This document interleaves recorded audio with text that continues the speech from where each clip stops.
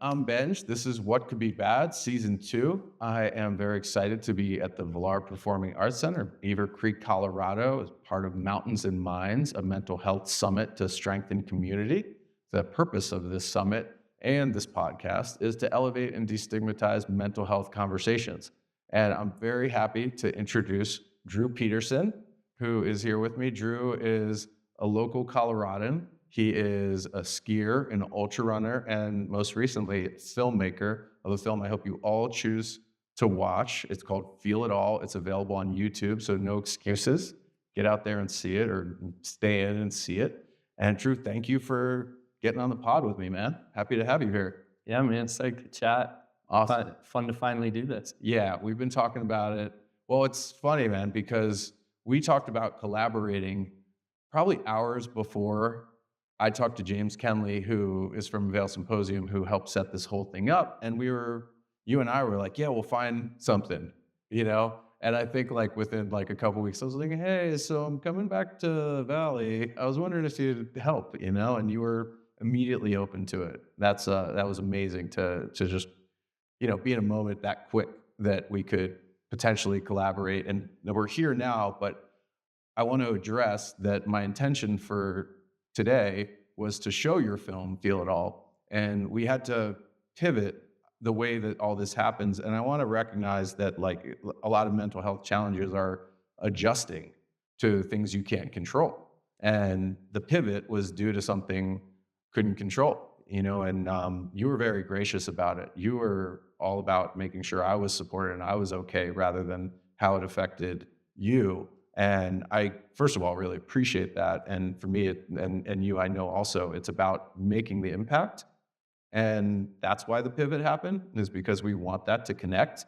And I want to ask you about the other side of your feelings on it, because I was wondering that. I was like, I'll save it for the pod. And here we are. And I want to know, like, because I know your mission is to engage in this conversation. I know we're able to do it now, but not being able to show your film right here in a matter of hours, you know, besides being awesome and sensitive to how it affected me, can you share what that felt like for you, knowing that you had even said, like, my goal was to get this into Vail, to get this into this part of the valley, and to be on the stage at Vilar was a goal of yours. So it's postponed, it's not canceled, but also, that's an amorphous thing.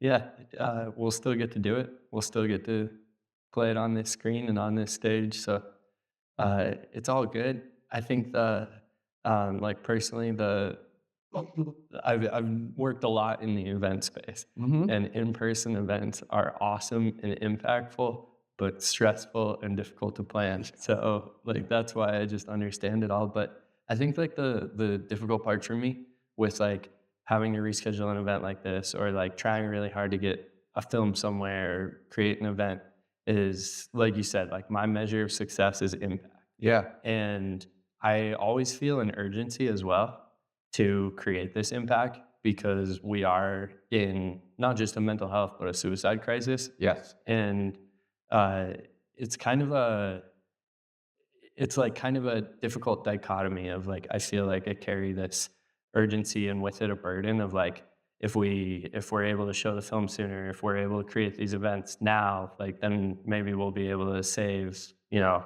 one, two, three Yeah. specific lives in this valley. Um, but that like that would be exhausting, and like we would all burn out on this work. So you just have to or I have to just like sit with it and um, Yeah. trust that the longevity and the like sustainability of doing this work and the impact is where the that success comes from. Yeah, and I mean, you've been extremely active. Like, I mean, first of all, I love, like, if anybody's not following at Drew Peterski, like, please check it out because it's so entertaining. Like, you're awesome on socials, and you've been showing like the work you've been doing, showing the film and engaging the communities that you've been able to reach, and all of those seem really impactful. And I even noticed at the Winter Park Film Festival, you won an award recently. That was this week, I believe. So congratulations. And I want to know, like, how have those been going? What's it like to be doing the work and making the impact? Yeah, thanks, man. That's the other side is I've been doing a lot of events, so like Yeah. I'm kind of psyched to have a tonight off. I get that. I get that. Yeah. Like I'm gonna chill. I'm gonna go support another friend actually. Good. So yeah, it's all good. But yeah, the events, like I said, like I really believe in in-person experiences and the impact that they can have as a result. So like I've had such a variety of events with this film, which has been really fun. I've done these like community centric events where I show the film, but then I combine that with giving a keynote talk that like normally would only be accessible in like a corporate space because like the irony of public speaking is that most of it happens in private. Yeah. So like trying to bring that like flavor and that impact to mountain towns and to communities that wouldn't be able to access that, and Uh-huh. either free events or like a $15 ticket that like a 25-year-old ski bum like is stoked to go to. Like they're not getting into the like entrepreneurship conferences that I've spoken at Yeah. MIT. Yeah. And then we had these events that were we did group runs followed by film screenings, and that was super cool. Like a little bit smaller, more intimate, and like really grassroots level. Like when I was growing up here, like I remember one of the coolest events I ever went to was this Colorado professional skier, Chris Davenport. He was the first guy to ski all the 14ers in Colorado, Oh, cool. 58 of them, and like now that's like extremely common, Okay. but he was the first guy to do it and made this coffee table book that was super cool. And I remember going to my local ski shop and he did like a slideshow of it. And so when I was making this film, I was like, yeah, I want to like have that flavor too. So like that's what the group rounds have been like. And then we do like film screenings, like one of them was like a white bed sheet on the wall, and like they're at like running stores. And Awesome. yeah, so those are super fun. And then, yeah, now moving into film festivals and ski film tour all fall. What's your favorite part of all that? Like, is there like a certain setting that you're like you got most excited about? I like all of it. I think I just like, for me, it's awesome to be able to connect with so many people. But I think that like creating those community gatherings, like what's most enriching about that for me is like seeing the connection that I'm able to create for other people. Yeah. So it doesn't matter where. Yeah. It's just about the connection. Yeah, whether that be like through a group run or like when we do one of these events, like I encourage people to like hang out and talk and make friends afterwards. And Yeah. like I remember like one of the group runs, like I met this dude John who was like he told me how nervous he was to come and like how he had to like psych himself up to get out of his car, and then like he like shut the place down. We were like chilling, drinking NA beers in the parking lot, and he was making all the friends, and like That's awesome. that's what it's about. Yeah. Is forming that opportunity for connection. I love that you're doing that with the film. I mean, look, the film hit me really hard, and I want to talk about the film itself and making it. Because, I mean, we in the film, I don't like people. I don't know if they've seen it when they're watching this, but maybe you can speak to the experience of leading up to knowing you wanted to make the film and why it was really vital to you.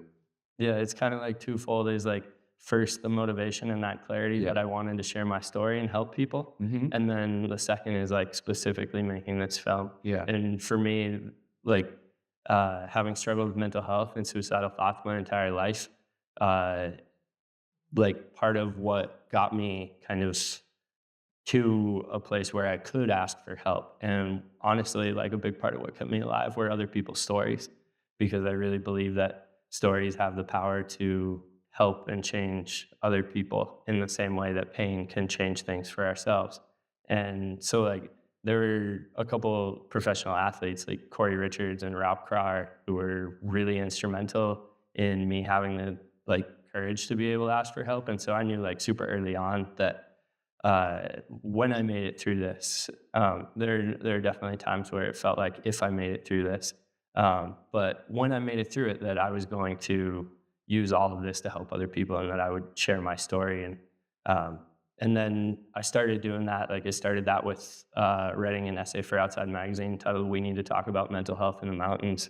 And then I made a prior film, Ups and Downs.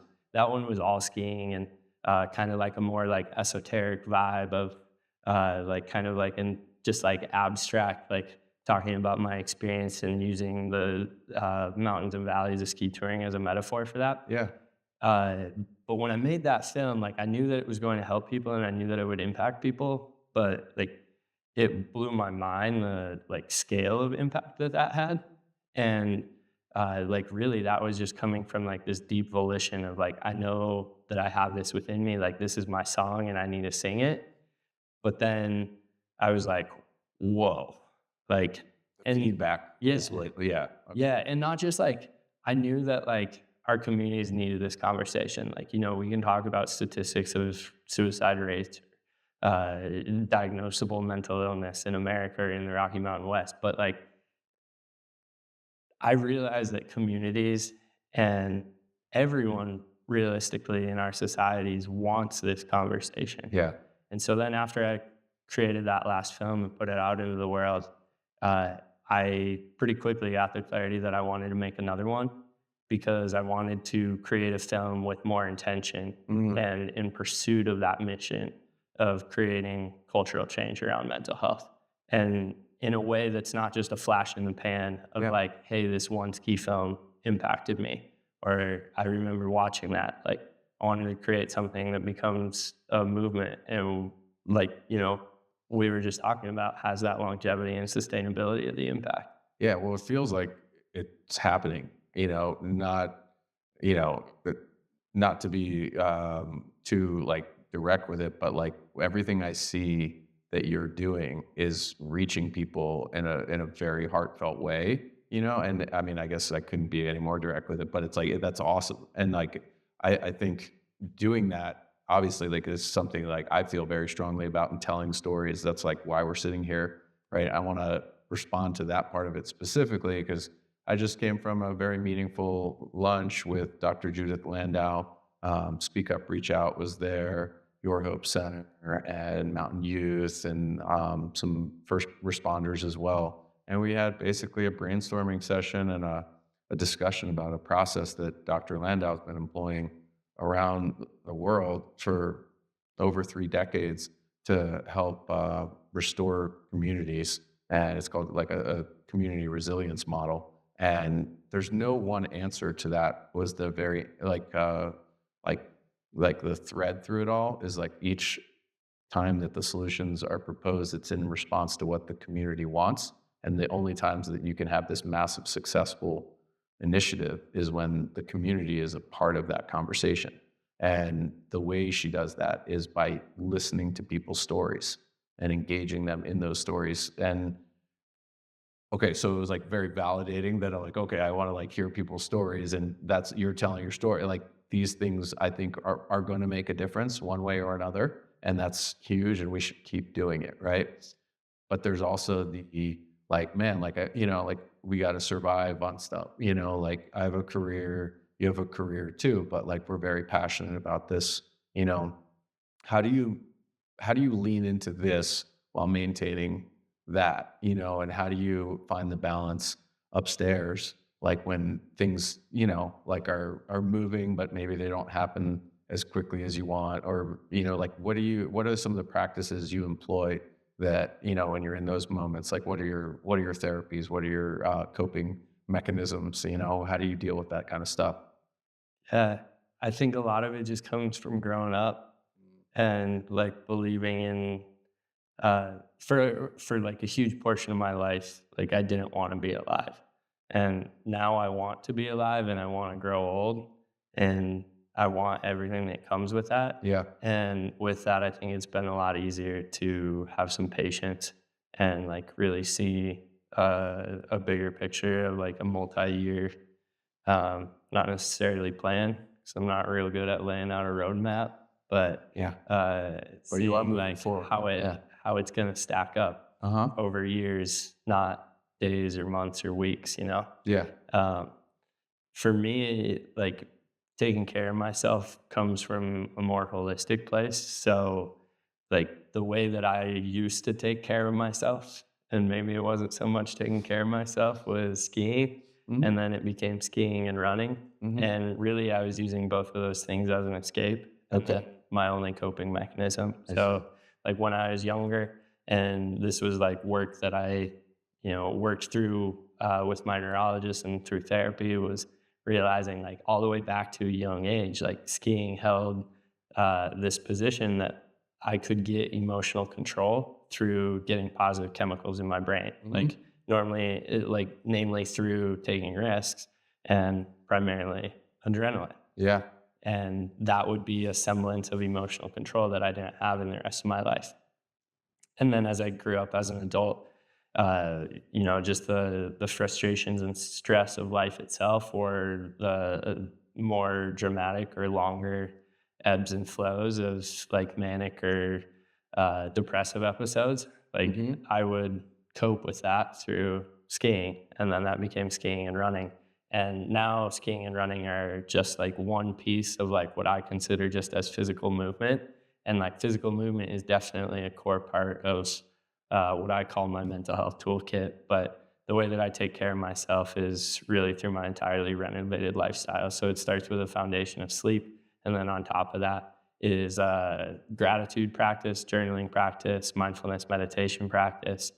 It's really how I go about my life. So it's, Yeah. forming social connection and Uh-huh. engaging with things that fill me up and create a positive energy cycle. Like Yeah. for me, a lot of times that's creative outlets. Uh-huh. And then, physical movement just gets sprinkled on as Yeah. a little piece of that. But then like um, with balancing that with life, with career, with, everything going on, I think it kind of centers back to like this work that I do is rooted in purpose, and Mhm. it's rooted in service of others. I love that. That's a huge thing for me too, to be of service to others, and it gives me purpose to have that.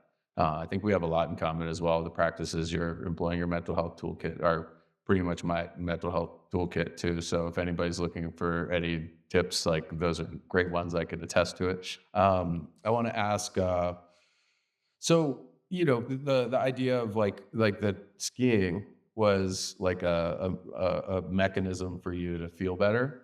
What was it like to parlay that into like a career aspect for a portion of your life? Because I'm curious, like if the enjoyment, that dopamine, rush, that stuff, like if it fit in a different way than it did prior to that being a professional aspect in your life.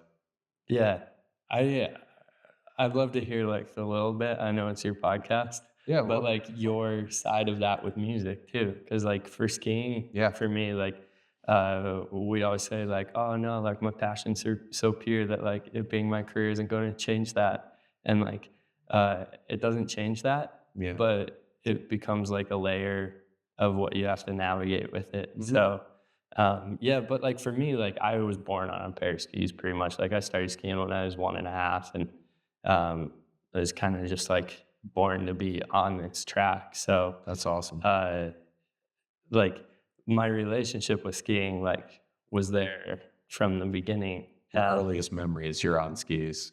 Oh yeah, Yeah. yeah.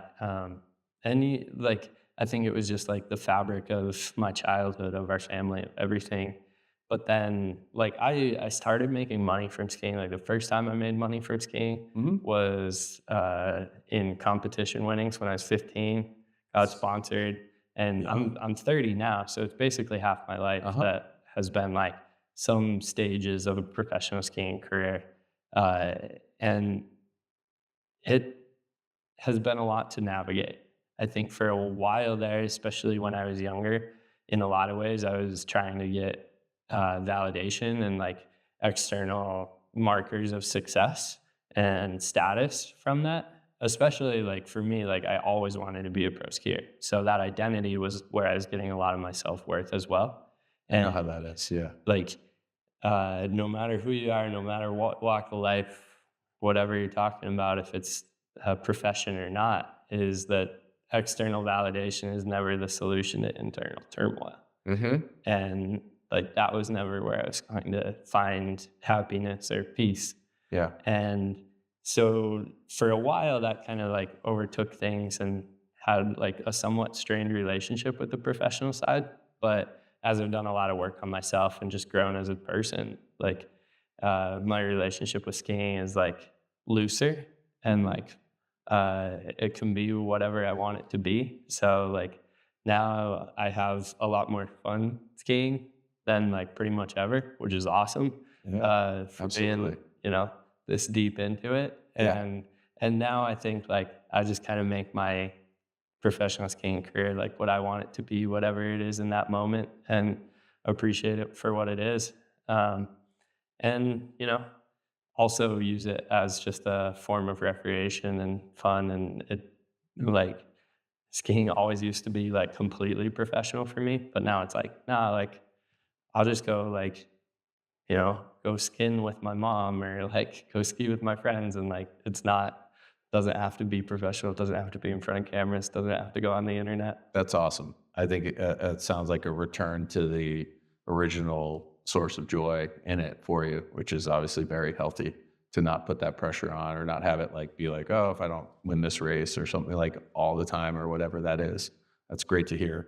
Last night you said something that struck me. I found really interesting.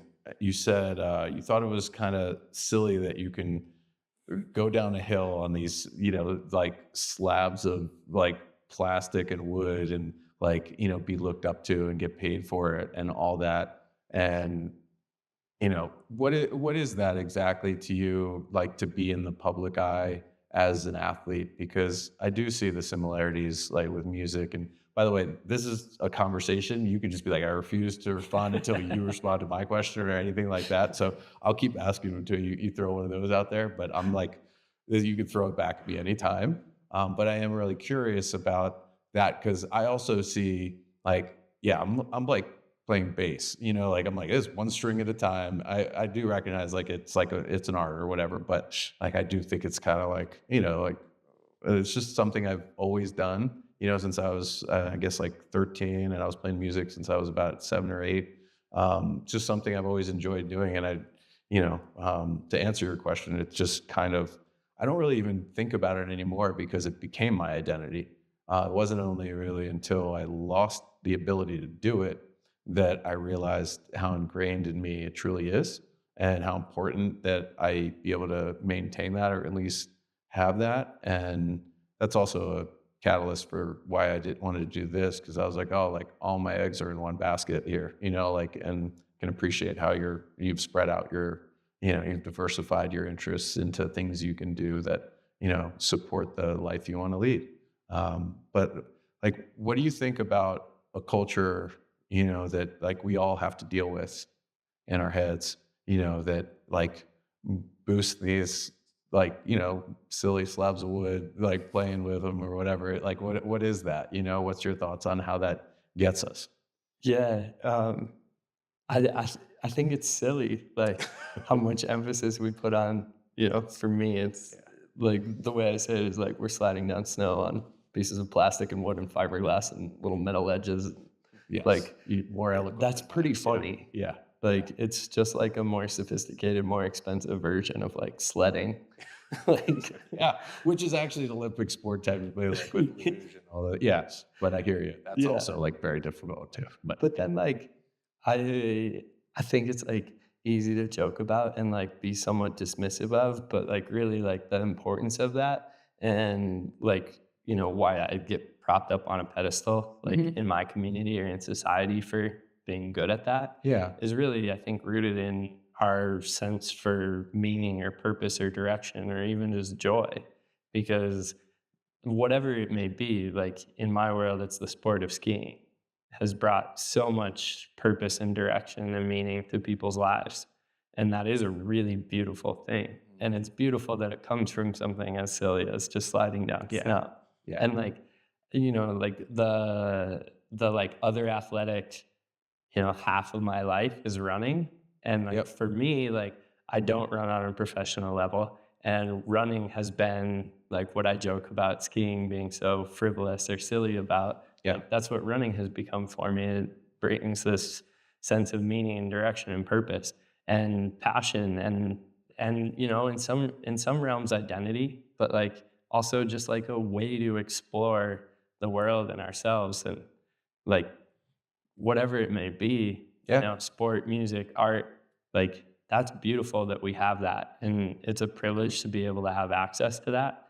But like we should lean into that and celebrate that and find the meaning within that, but then be able to like pass that meaning on to others. And like that's what you do with your music. That's why like when you play a huge venue, like you're creating memories that are going to shape somebody's life. Yeah. And like my hope is that when I tell stories or, you know, like invite people into the sport of skiing, it becomes a way that they're welcomed into using that as a form of exploration for themselves or for life. Yeah, I have a feeling the way you're doing it is absolutely building, core memories for a lot of like people who get to see your films.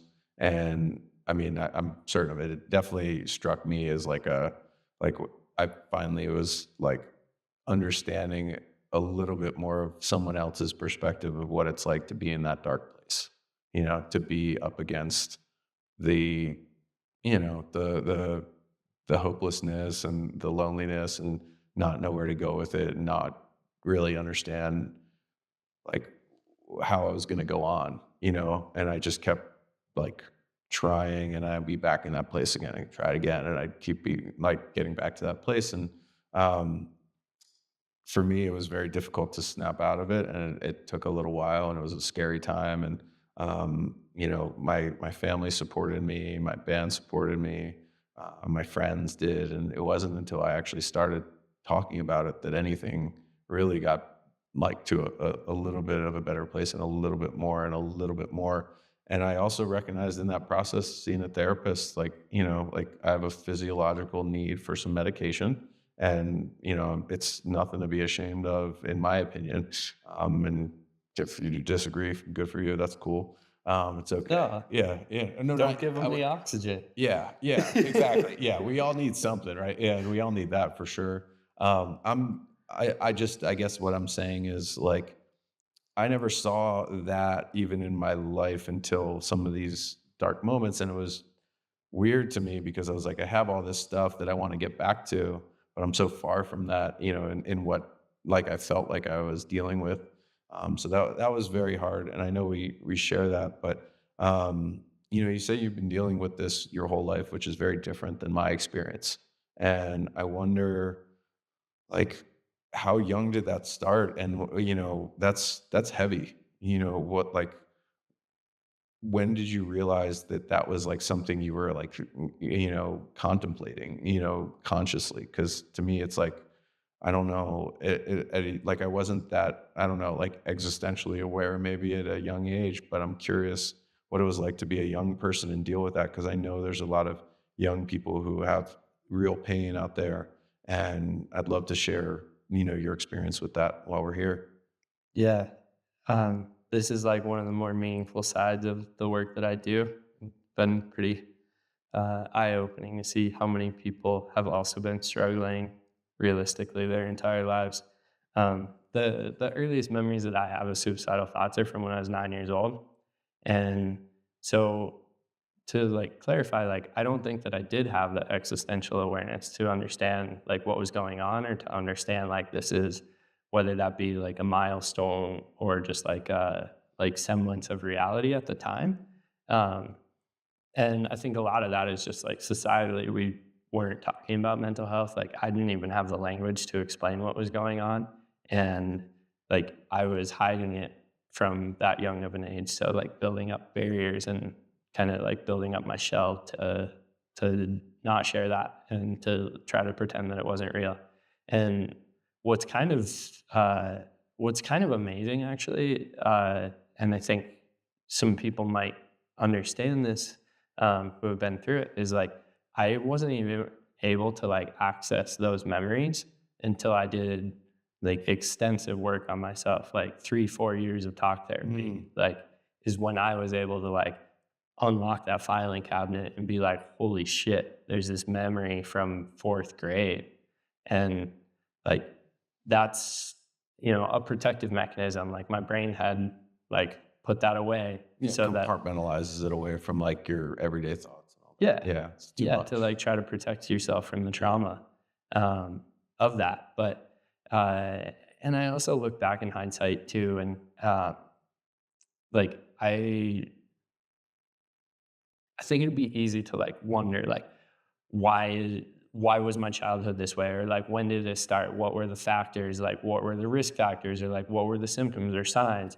And I think as humans, we always want that clarity, but like I just don't spend too much energy on wondering that Yeah, because that's like fair. there were a million ups and downs within that, but Yeah. like I'm here now. Yep. And one piece that I do wonder about and I think about though is what impact brain injuries had throughout the course of my life. Because I do look back and I kind of wonder like the first like bad concussion that I got was in elementary school, and I'd have to like probably have to ask my mom like what year it was, If see it if was it before correlates. that started kind of Yeah, thing. see if it correlates with like fourth grade or like within the year before. Um, yeah, so that like there's a lot of different factors, but Mhm. um, I think like what I've found is that by talking openly about that, like realistically, like entire life perspective, it's made a lot of people feel seen Yeah. for having those struggles because I think that oftentimes we want to package stories to have a beginning and an end. Yeah. And it's really nice when that works out. And I would love for everybody else's mental health journey to have a beginning and an end, and they're just like happy and at peace and Yeah. successful indefinitely Oh, that after. would be wonderful. Yeah. But that's not how it works. No. And so like there's that side that's like, I'm not really sure when this started and it is lifelong. But then like also like one of the things that I'm adamant about in my storytelling and my advocacy and like the other side that resonates is like this goes on indefinitely into the future too. Like this Yeah. is just part of my life. This is part of how I navigate life. And like there's struggle within that, there's strength within that, there's value within that. And like it's also beautiful, Yeah. like because it's a part of who I am. And so like in my world, like the metaphors I always say is that uh like climbing a metaphor is a bad metaphor for life or for mental health because there's no summit. And then in running, it's the same thing. Running 100 miles is a bad metaphor for life because there's no finish line. Mm, that's a great metaphor. And I mean, the idea of what you just said, not the running part, 100 miles. And we should talk about that too, because that is like, all right, so I probably wouldn't choose to walk 100 miles even. That's absolutely amazing to me that you've done that. And I watched your socials that I know you had friends helping you, that were on your team for that. What do you do? Like, I get physically, like, you need to be in incredible shape. I get that you have to train and all that, but what do you do for mental fitness to prepare for something like that? Because, like, 100 miles, first of all, how long, what was your time for that? Like, that's like, is that a full day? Like, what does that entail? Can you speak to that? Because that's an incredible thing to like focus for and get through. I think that in and of itself shows the kind of power you are capable of. Like that's amazing. It's interesting. It's a heck of an experience. Yeah. Yeah. So like for listeners, like what we're talking about is running 100-mile ultra marathons. And personally I've ran 4 at this point, and they don't get easier, but you learn more each Yeah. time. So like um, there's so many different factors. Like you say, like obviously there's the physical side and training, and really I think that like training isn't just like, oh, I like spent 6 months to get fit. It's like really like over the course of your lifetime, like you've built a really strong aerobic engine, like you built like a way to interact and move in the mountains. And then Mm. the like I think a lot of underappreciated parts of it are like the fueling side of things, hydration side of things, like planning and execution. Like for a 100 miler, like I have so many spreadsheets. It's like extremely nerdy. But then like the mental side Real is quick, because spreadsheets are a big part of my better half's life. She works with them all the time, and I'm really amazed at like what she can do with them. I'm really curious how you apply that to a 100-mile journey. yeah. So like I start with a pace chart. So build out every segment of the race by distance, elevation gain, elevation loss, and then build that out by what pace I want to run or what like cumulative time I want to run for that segment. And then with the reason that like that's worthwhile is because then you're planning your nutrition and hydration. So Mm. like I eat 350 calories an hour. Okay. And so, like, if I can plan my race, then I know exactly how many calories I'm gonna need, and I know what food I'm gonna take with me, and then you're not carrying a lot of extra food or running out. Um, and then with that, like, building out, contingency plans, both for time and for nutrition. Mhm. So, uh, yeah, I'm like race week, I'm rocking 2 monitors. That's fantastic. I Yeah. mean, I like to be prepared for concerts, like I don't write a ton of stuff down, but I will like go over the songs like too much where I'm just like we call them reps. We want to get a lot of reps in before we actually play something live. And I can see it's just another way of being prepared the way that you want to be and feel like you should be. Yeah. Um, that's really cool to hear. Um, so how long did this race take you? Yeah. Or the most recent one, which I was like watching while you were going through it. Yeah, so in the And film, that's the 2022 Leadville 100. That one took 24 and a half hours. And then this year, well, last year and this year, I ran Leadville again. And this year was slow. This year was kind of brutal, just over mhm, 29 hours, okay, which honestly gave me an appreciation for like, hey, like that 24-hour time is actually pretty fast, like, did or well. Yeah, fast. yeah.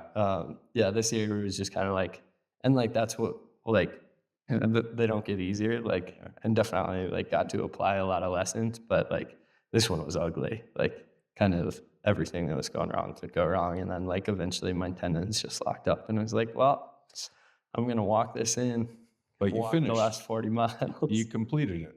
Yeah. Yeah, I Um, mean, look, I'll relate to this in something that actually happened in Colorado very recently that like personalizing this and in no way was this 100 miles or anything like that. But the day after my band performed at Red Rocks, my family, we all went to a friend's home and they live where there's a lot of wilderness. And one of the families, there were three families there, including mine. And they were like, let's do a hike like the morning after Red Rocks. And I'm like, 6 weeks into the tour and I was all like jovial and energetic the first, I don't know, 500 feet, or something like, and I started to feel it and I was like, oh, I'll power through. It can't be that long of a hike or whatever. And as we went, it became very apparent that like, I was like, I saw the first like long stretch, of like what ended up being like 6, 7 mile hike. And that I was at altitude. I was completely exhausted. Like I needed to just basically spend that day in bed was the idea at that point. And I was like, well, fuck it. I'm still going to do it. And I'm going to finish it no matter how slow I have to go because I told myself I was going to get out there and do this and I'm still going to do it. It doesn't matter. I just want to finish it. I don't want to leave it incomplete and be like, oh, I wish I got through it. Nowhere near the same kind of, preparation or anything like that, but literally at the end of the thing, I was like this kind of speed, and I just kept going, and I just was like, "As long as I'm moving forward, it's okay."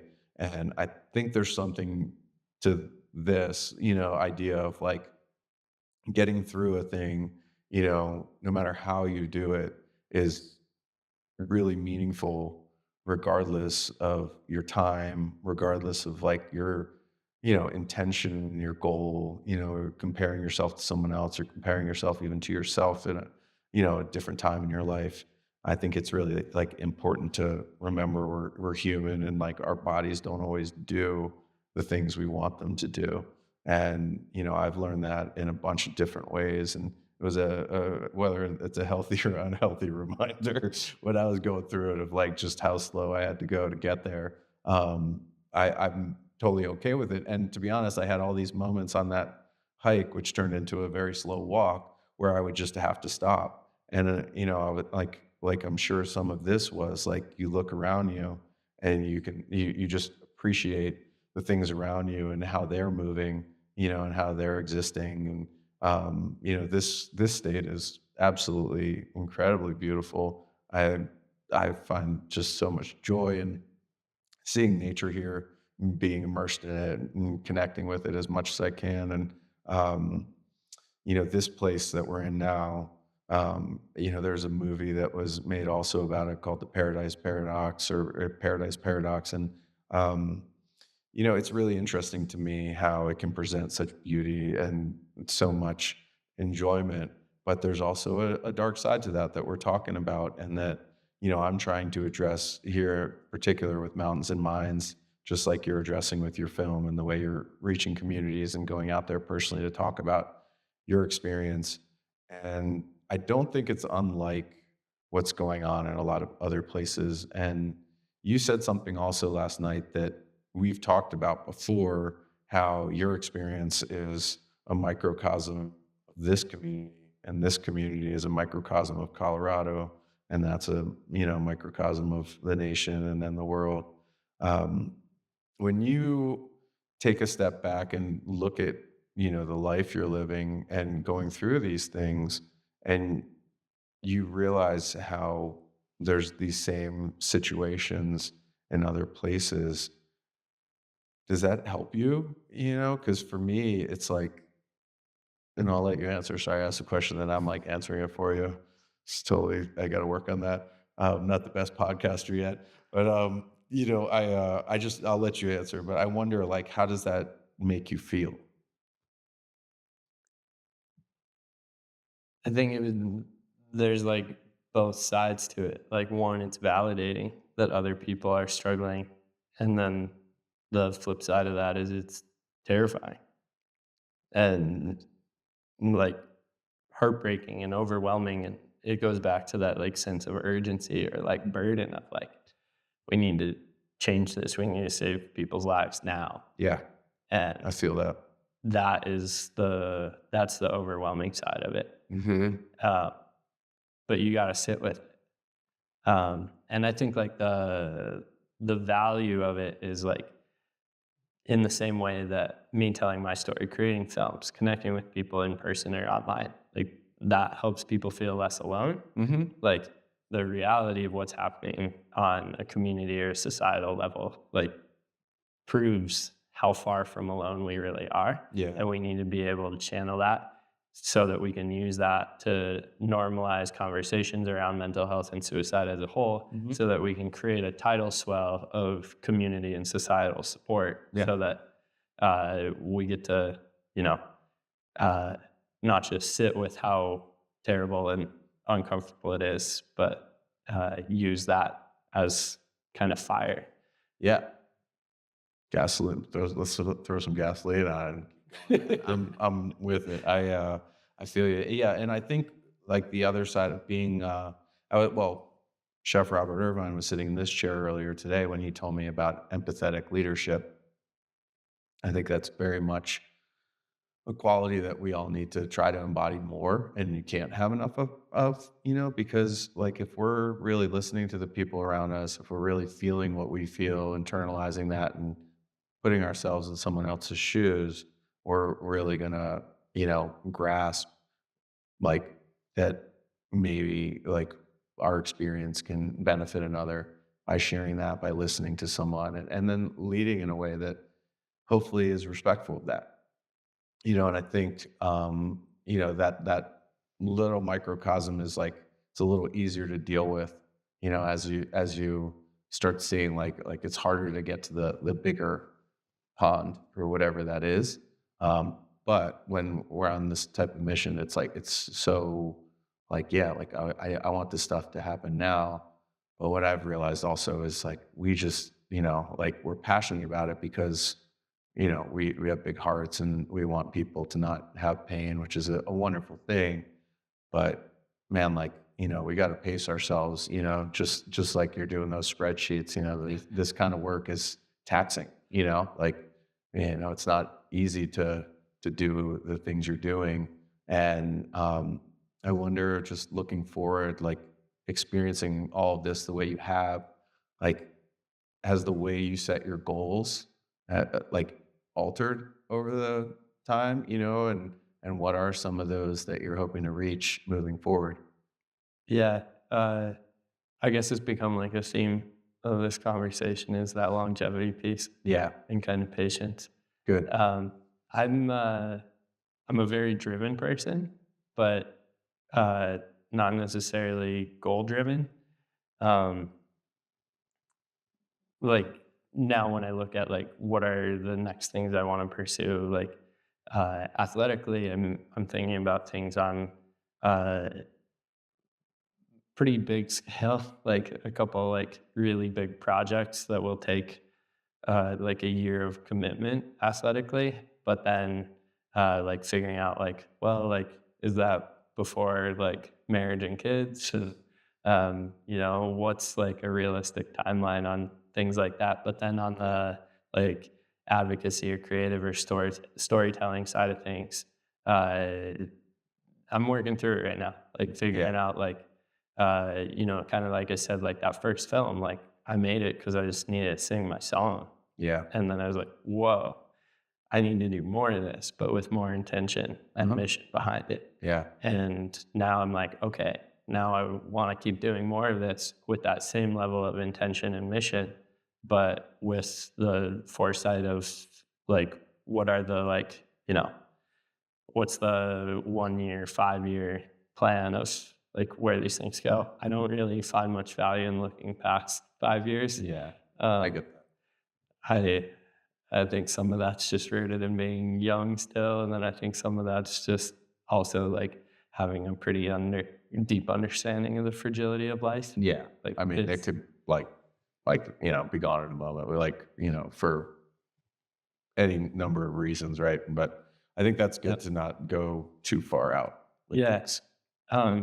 When you were asking about the Paradise Paradox or bringing that up, Yeah, it made me want to share one thing was please. uh, like the value of these conversations, the value of the work that I do, the value of a film like that, like on surface level, it seems like it's in mountain communities.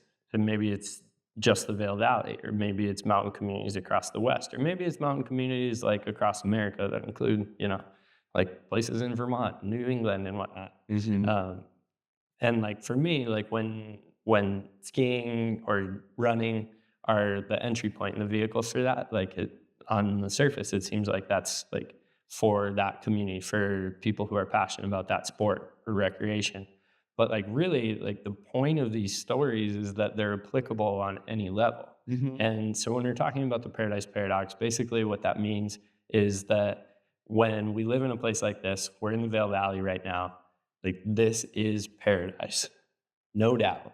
Like, Yeah, you know, that's amazing. it's people's Amazing. screensavers when they get back to their desk in Yeah. Chicago Yeah. for good reason. Yeah. It's gorgeous.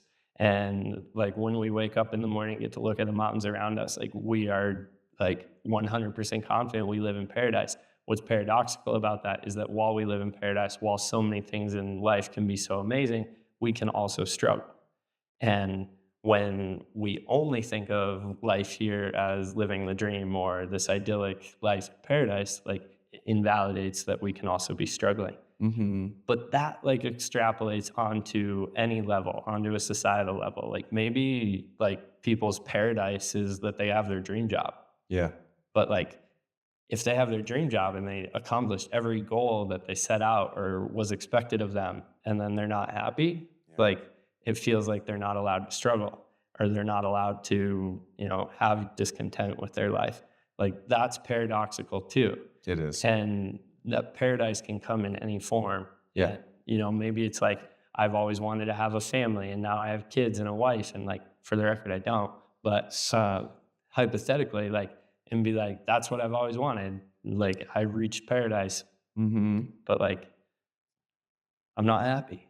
And like that's the value of these conversations. Yeah. And I think like when I say like that, my story is the story of our community, and like that's mountain towns, but mountain towns are the story of the Mountain West, and the Mountain West is the story of America. Like that's what I really mean. I get it now, in more detail and very eloquently put. Thank you.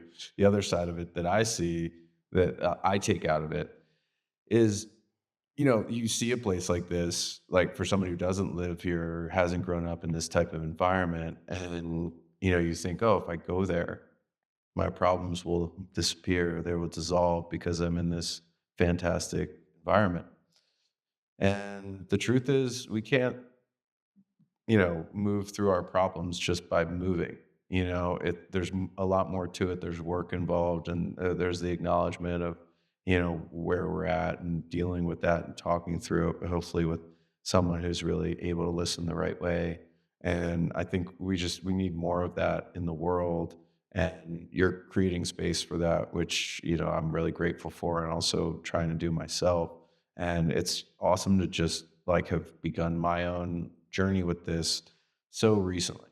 Like I started the podcast this year, and now I'm sitting in this world class performing arts center, as part of a summit to do this with a whole bunch of amazing people who believe in it and with you. And, it's really, I think, validating too, in the sense of like, I was really close to like being in a really like, or just disappearing, being in another existence, whatever that is for however you believe in it. And I think there's just like that idea of that I just want to share is like, if you can get through that stuff, there's usually a damn good reason you make it through.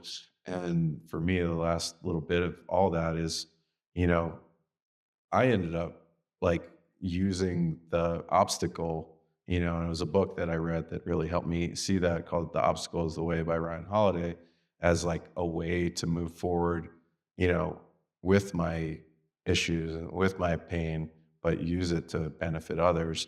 And I challenge anybody who's going through the stuff to, utilize, your own stuff to help somebody else. And I think if you can tune yourself to that, like it can become its own, little tool in the mental health toolkit, because it's really, I've found just like connecting with people after getting through that, like whether I'm on tour in my neighborhood and seeing neighbors, some of the neighbors that used to be like, when I'd see them, it was like, oh, I got to talk to that guy again or whatever, like now it's like, oh, I get to talk to that guy again. And that's a really exciting, fun, positive thing to, have shifted my mind to. And it's not easy to get there. I'm still doing work on it. I still hit snags in the, in that. And, I'm just grateful to get to like connect with you, because I feel like our stories have so much alignment, and like the way we want to reach people has so much alignment. And we're even talking about some other things, that will come of like this whole summit that I think we'll be, able to do together, that I'm looking forward to, that will just like leave as a little cliffhanger in the podcast. But I mean, like, just thank you for being who you are. I know you've had so much in your life, and like you're in a much better place now, but I really feel like you getting through your stuff is going to inspire people who need that. And that's like helping me feel better about reaching the goals in my mission, which is basically the same as to, give a fuck about mental health. And I have the hat. I love the hat. Great hat. And I hope others choose to support and get that hat. It's awesome. And I mean, just thank you for, being here, being open and taking part in what could be bad. And let's just keep in touch and, keep talking and keep sharing our stories. Thanks, Benj. I think it's a pleasure to be able to connect with you.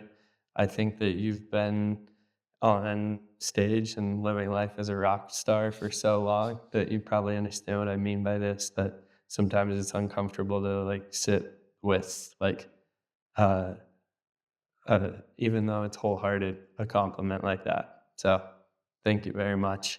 I think that a lot of like what we've been talking about is like how we help other people and how we help this mission or community or society for the future. And I think like what we're kind of speaking to is like being in service of others is a cheat code Yeah. for finding purpose in life. Yeah. Uh, Yeah.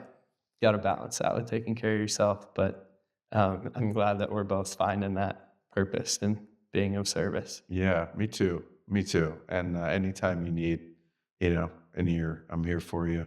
And I got one last question for you. This is the fun curveball I probably should have warned you about. This is a question about music. I like to wrap up the pods with. I think I've actually you've answered this, but we'll see if you answer with the same one as you answered at the Mountain Games. But I like to ask people if there was a piece of music, an album, even preferably a song or a couple of songs or something like that, that really inspires you and has helped you get through something, and maybe share about that. And that's my last one for the pod. Yeah. Man, um, I do wish that I had had a heads up for that question. But I do know last time I answered with a Tom Petty song, and I'll answer with a Tom Petty song again. Cool. Um, this time I'll answer with You Don't Know How It Feels. Um, I listened to that song a lot when I was just like in full crisis, and I Mhm. didn't even understand like what I was feeling or what I was going through. But just sitting, I remember sitting in Jackson Hole backcountry uh, on a rock with my skis alone. You're not supposed to ski alone in the backcountry, but Mhm. um, drinking a beer and smoking a joint and listening to that song on repeat. And little spoiler alert, I'm 4.5 years sober, so those things aren't there anymore. Yeah. Uh, but I think that like the lesson of just like sitting in that Mhm. and that song being the vehicle for learning how to do that is kind of respective of this journey. So um, I guess I'm gonna listen to that on my drive home. It's a beautiful song. Perfect answer. Appreciate it. I love that you pulled Tom Petty into this both times. He's missed. He's one of my favorites, and certainly, this left the world with a lot of beautiful music to enjoy and be inspired by. So I'm glad you reminded me of how amazing that guy is and what music can do. Thank you. Um, that's it, my friend. Thank you very much. Guys, I appreciate you tuning in. This was another episode of What Could Be Bad. We'll be back next week with another one. Be good to yourselves, be good to others. We'll see you.